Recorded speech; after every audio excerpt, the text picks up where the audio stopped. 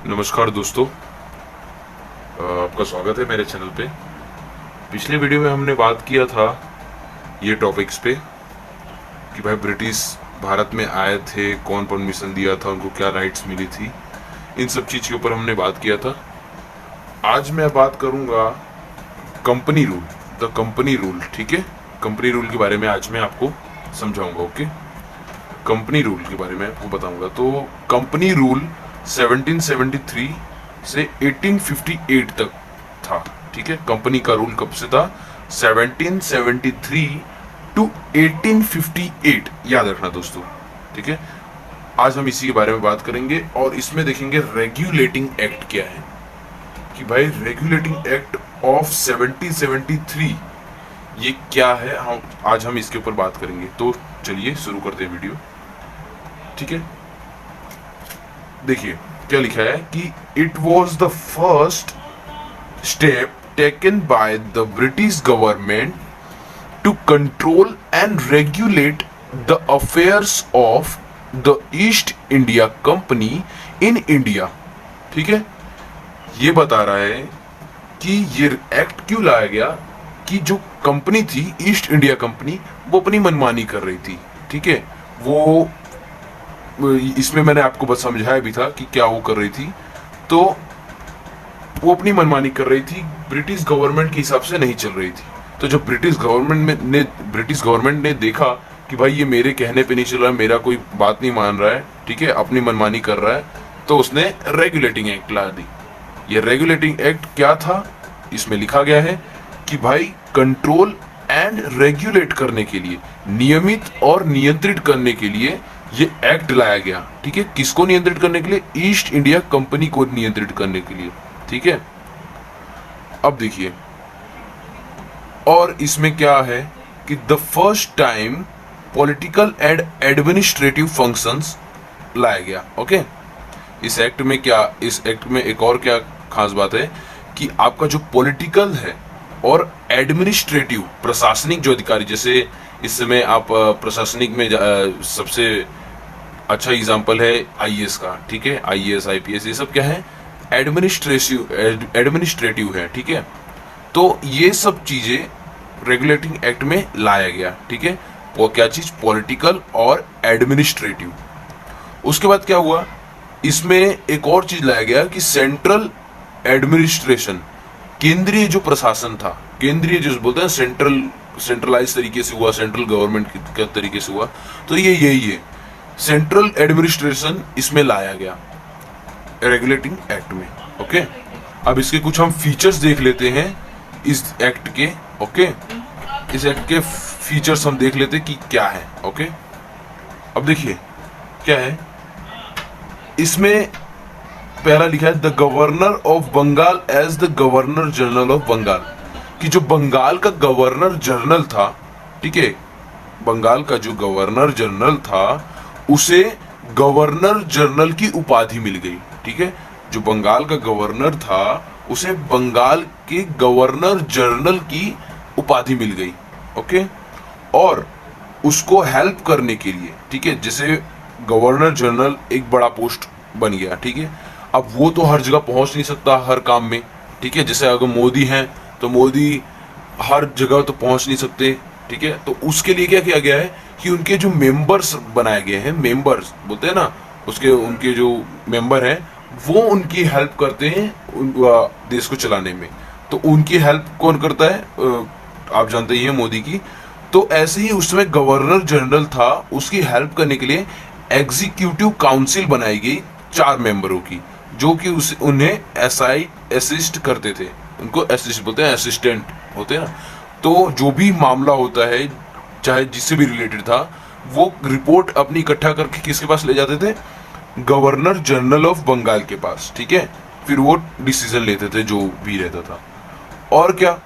The first governor general was lord Warren Hasting. याद रखना, first point एक बार मैं आपको फिर से समझा देता हूं। क्या है कि जो गवर्नर ऑफ बंगाल था, गवर्नर ऑफ बंगाल, जो बंगाल का गवर्नर था, उसे गवर्नर जनरल ऑफ बंगाल बना दिया गया।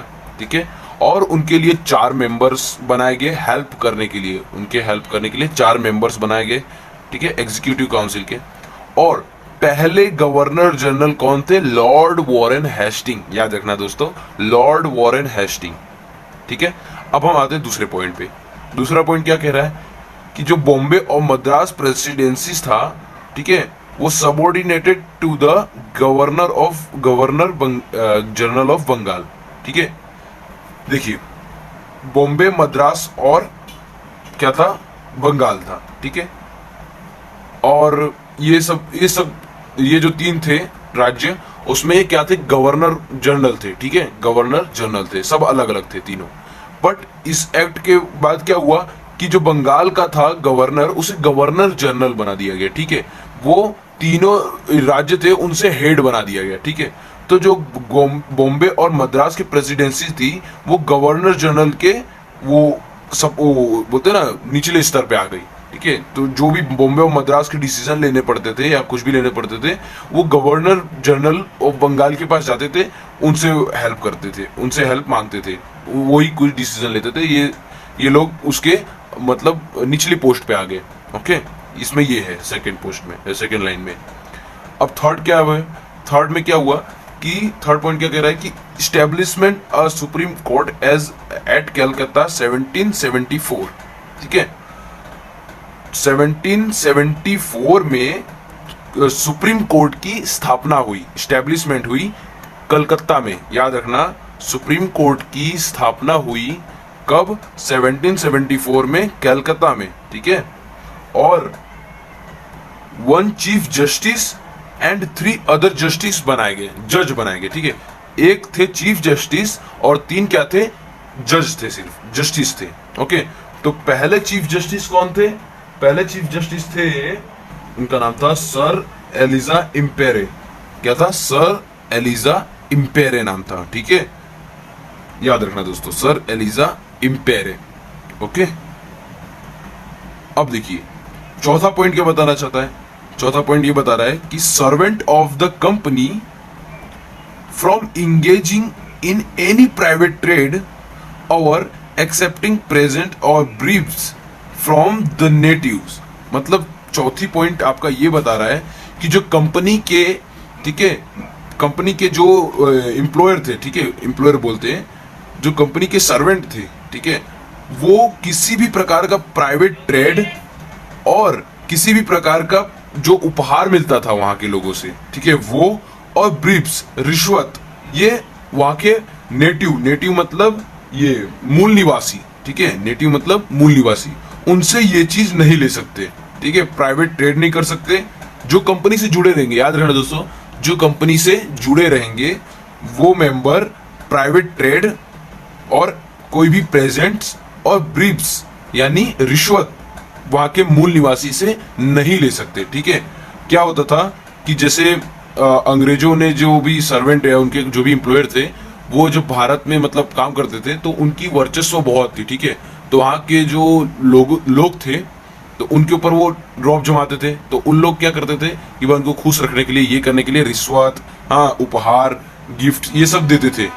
तो ये चीज जब क्या बोलते हैं, ब्रिटिश सरकार ने देखा कि भाई ये लोग गिफ्ट लेते हैं, ये लेते हैं, अपनी मनमानी करते हैं, तो ये चीज इन लोग का बंद होना चाहिए। ठीक है, ये अपनी मनमानी कर रहे हैं, ब्रिटिश कंपनी के जो काम है वो चीज नहीं करके दूसरा कुछ काम कर रहे हैं, तो उस चीज को बंद करने के लिए ये रेगुलेटिंग एक्ट में ये ऐड किया गया था। ठीक है, क्या कि जो प्राइवेट ट्रेड नहीं कर सकते, कोई भी ब्रीफ नहीं कर सकते या कोई भी प्रेजेंट नहीं ले सकते वहां के मूल निवासियों से।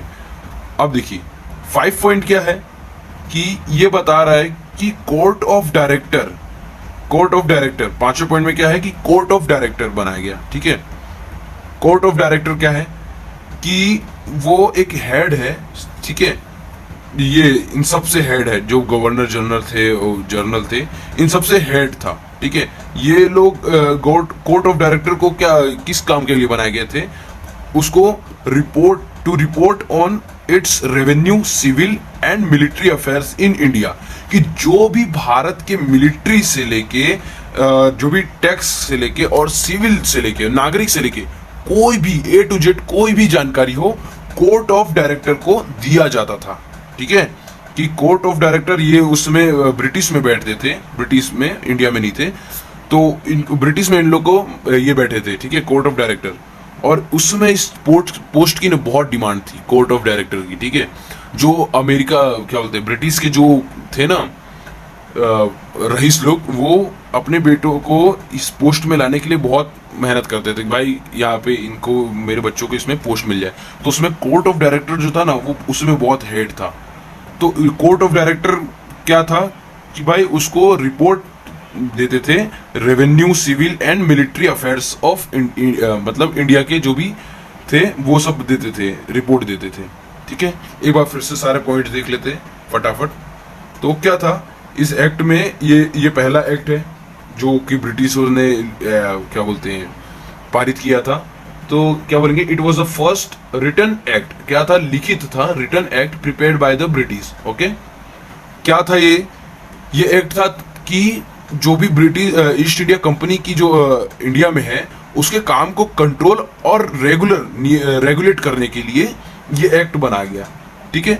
और क्या था इसमें पॉलिटिकल एंड एडमिनिस्ट्रेटिव फंक्शन तैयार हुआ, ठीक है। सेंट्रल एडमिनिस्ट्रेशन, सेंट्रल प्रशासनिक अधिकारी, मतलब सेंट्रल गवर्नमेंट का वो बनाया गया, ठीक है।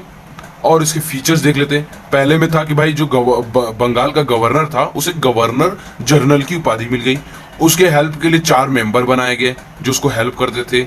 और पहले कौन है governor general, Lord Warren Hasting थे, ठीक है। फिर सेकंड पॉइंट क्या है कि बॉम्बे मद्रास के जो भी प्रेसिडेंसी थे वो गवर्नर जनरल ऑफ बंगाल के निचले पोस्ट पे आ गए, ठीक है। वो सब कोई भी डिसीजन लेते थे तो गवर्नर जनरल से पूछ के लेते थे। उसके बाद थर्ड पॉइंट क्या है कि सुप्रीम कोर्ट की स्थापना की गई 1774 में, ठीक है।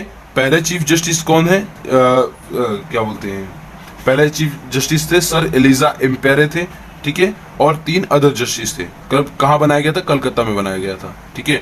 और एक बात दोस्तों, उस समय की राजधानी जो थी, कैपिटल हमारी, वो थी कलकत्ता, ओके।